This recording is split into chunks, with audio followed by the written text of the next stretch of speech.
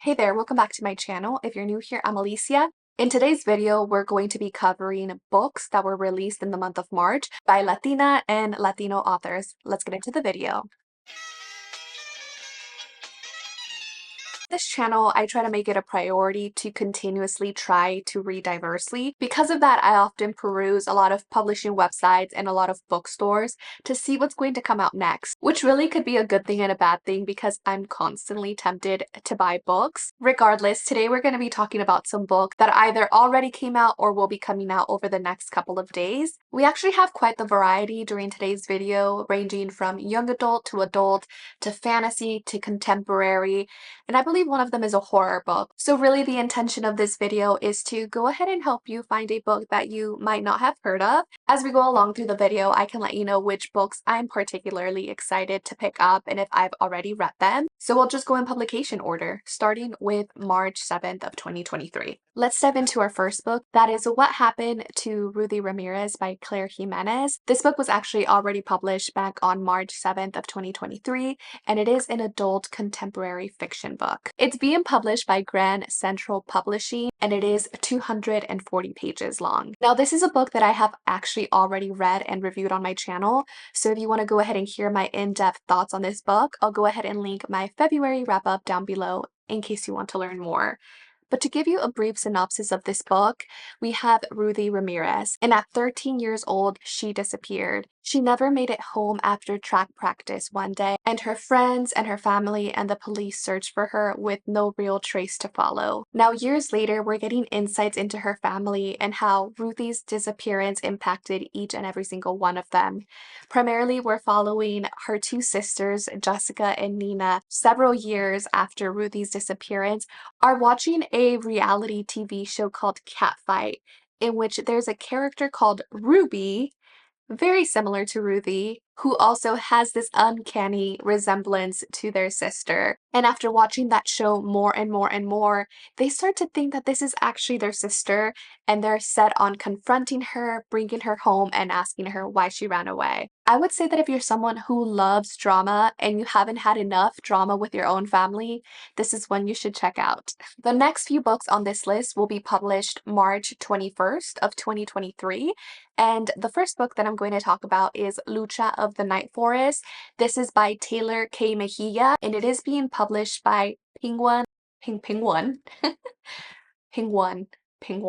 And this is being published by Make Me a World, which is an imprint of Penguin Random House that focuses on publishing books for babies all the way up to young adult books. Lucha of the Night Forest itself is a young adult fantasy world which has a central queer sapphic romance and is an underdog story. The book itself is 368 pages, and I actually already had the pleasure to read this book through NetGalley. I did receive an advanced copy of this book, so you'll hear a little bit more about my thoughts in my March reading wrap-up.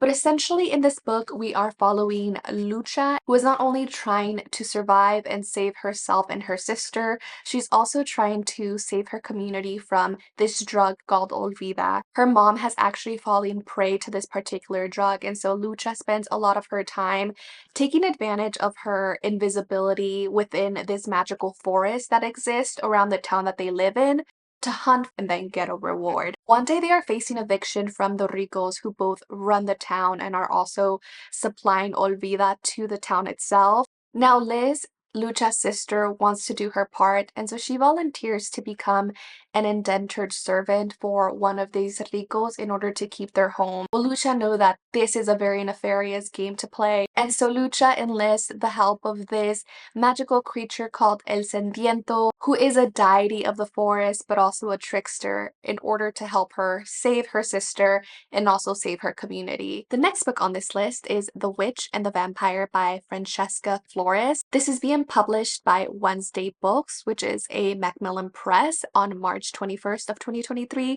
It is another young adult fantasy. It is another book that has a central sapphic love story in the middle. The romance in this is characterized as friends to enemies to lovers.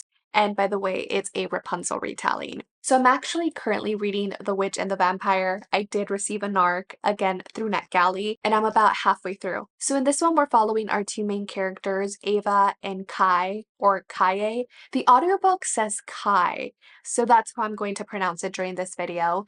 And they were once childhood best friends. They did everything together until one day vampires attacked their town and got through their border, and Kai's mom ends up dead. Now, coincidentally, that is also the same day that Ava's mother turns her into a vampire. And for the next 2 years, Ava is locked away by her mother, who is siphoning magic from her own daughter. Now, on the other hand, we have Kay, who joined the Flame Witches, and she's able to do fire magic. Over these past 2 years, Kay has been training with another childhood friend named Tristan, and together they're hoping to become vampire hunters and save their town from further attacks. On one fateful night, another set of vampires break through the wall. That same night, Ava escapes and Kai learns that her best friend is now a vampire, and she is determined to track her down and turn her in. So far, I'm having a good time reading it. It is a very slow burn romance. The characters truly hate each other, or at least Kai hates Ava a lot because she thinks she's responsible for her mother's death. And Ava is very naive. She's very young and she has a very positive outlook on life. She's definitely one of those impressionable characters that gets taken advantage of really quickly. So it's interesting to have these two characters who are completely different and see them interact and learn from each other. I think that's what I'm enjoying the most out of the book so far. The next book on this list is Brighter Than the Sun. This is by Daniel Aleman. It is being published by Brown Books for Young Readers, and it is 352 pages long. This is a young adult contemporary novel, and this is also a coming-of-age story about the burdens we carry. And so we're primarily following our main character, Sol. Sol is 16 years old, and she lives in Tijuana, Mexico with the rest of her family. Now, she has this dream to attend college, and she will be the first person in her family to do so. But in order to do that, she has to cross the US-Mexico border every single day to attend school, and it is exhausting. Now, when her family's restaurant starts to fail, she needs to get a part-time job in San Diego, California, in order to help support her family. And she starts to wonder if the future that she wants is even attainable. Believe it or not, I don't read tons of young adult fiction, even though I have read tons of YA books this year, but I also don't tend to gravitate towards contemporary books as much as I would like to, and this is a young adult contemporary book, so I think I want to go ahead and see what other people think about it before picking it up. But it sounds like it's going to be a very impactful and moving story, so I can't wait to see what other people think. The last book on this list that I have for you that is being published March 21st of 2023 is called The Shoemaker's Magician. This is by Cynthia Pelayo, and this is the follow-up to her Children of Chicago book. I believe it is a book series, and what I wasn't able to find online is whether it's a direct sequel and you have to read Children of Chicago. If so, I need to go and purchase that book because I already pre-ordered The Shoemaker's Magician and it's going to arrive very soon. I asked one of my friends on Instagram to see if she had an idea. From what she knows, she told me that this is more of a companion book. So hopefully I'll be okay on that front. So The Shoemaker's Magician is published by Agora Books, and this is an adult horror book. I don't know if I can summarize the synopsis to you, so I'm just going to go ahead and read from Goodreads. Paloma has been watching the Grand Vespertilio show her entire life.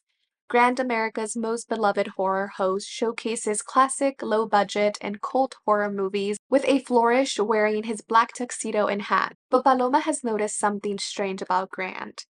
Stranger than his dark makeup and gothic television set. After Paloma's husband, a homicide detective, discovers an obscure movie poster pinned on a mutilated corpse on stage at the Chicago Theater, she knows that the only person that can help solve this mystery is Grand. When another body appears at an abandoned historic movie palace, the deaths prove to be connected to a silent film, lost to the ages but somehow at the center of countless tragedies in Chicago. The closer Paloma gets to Grand, she discovers that his reach is far greater than her first love, horror movies and even this film, and she soon becomes trapped between protecting a silent movie that's contributed to so much death in her city and the life of her young son. That sounds really good. It's giving mystery sleuth and or police procedural, but it is marketed as a horror book. And my friend loves this author. She's a horror aficionado, so I trust her thoughts on books, and I'm very excited for The Shoemaker's Magician. The last three books on this list will be published March 28th of 2023. Starting off with our first book, this is Saints of the Household by Ari Tison, who is an indigenous Costa Rican American author. This book is being published by Farrar, Strauss, and Giroux, and it is 320 pages long. It is also another young adult contemporary book. There, there are, wow, I just realized there are a lot of young adult contemporary books on this list. I guess this will be the year where I read a lot more of them. So this is another one where I don't feel confident that I can give you a compelling summary of the book, so I'm going to read it off of Goodreads. And it says, Max and Jay have always depended on one another for their survival. Growing up with a physically abusive father, the two Bree American brothers have learned that the only way to protect themselves and their mother is to stick to a schedule and keep their heads down. But when they hear a classmate in trouble in the woods, instinct takes over and they intervene, breaking up a fight and beating their high school soccer star player to a pulp. This act of violence threatens the brothers' dreams for their future and their beliefs about who they are. As the true details of that fateful afternoon unfold over the course of the novel, Max and Jay grapple with the weight of their actions, their shifting relationship as brothers, and the realization that they may be more like their father than they thought. They'll have to reach back to their Bree roots to find their way forward. It looks like it's also told in alternating points of views, mixing vignettes and poems. And this is this author's debut novel. That sounds really good. This is one where I was planning to hear more reviews of before requesting it from my library. But now that I reread the synopsis, I think I'm going to request it right now. And hopefully I'll read it soon. The next book on this list is called Last Sunrise in Eterna, and this is by Amparo Ortiz. This is being published by Page Street Kids, and it is 336 pages long, and it is a young adult fantasy book. So the concept of this book is that we're in a world that has humans and fae, and that every single year, 3 teenagers get the lucky opportunity to go off to this remote island for 7 days and try to learn elven magic. The only caveat is that they have to give up their dreams. Would you make the trade? Now, our main character, Savim, hates the elves, and she gets recruited to attend this retreat of sorts to go ahead and learn elven magic, where she hopes to pick up the skill to use elven magic and then use it against them. But the more that she's there, the more that she learns that their history is intertwined with her family in a lot more ways than she thought about. And that is essentially all that I know about this book. The last and final book on this list is called Into the Night. This is by Mark Oshiro. It is being published by Tor Teen, and it is 448 pages long. This is yet another young adult contemporary book with LGBTQ representation. This particular story revolves around Manny and Eli, or Ellie. I'm gonna go with Ellie because that feels right to me. Mark was essentially kicked out of his family and he's been traveling by himself for a very long time. He feels lonely, and so while he's on the road traveling the American Southwest, he comes across the Varela family and decides to join them on their journey. Now here he meets Ellie. Ellie belongs to this particular family and they live a very secluded life. Ellie was brought up to obey all rules and not really question anything around him. So this is really a story about these two boys and learn more about each other and potentially fall in love. We'll see. So those are all of the books that are being published in March that I wanted to bring to your attention. Let's call it my Latinx release roundup. I hope to make these videos every single month as I become aware of upcoming titles. Thank you so much for watching, and I will see you on the next one. Bye!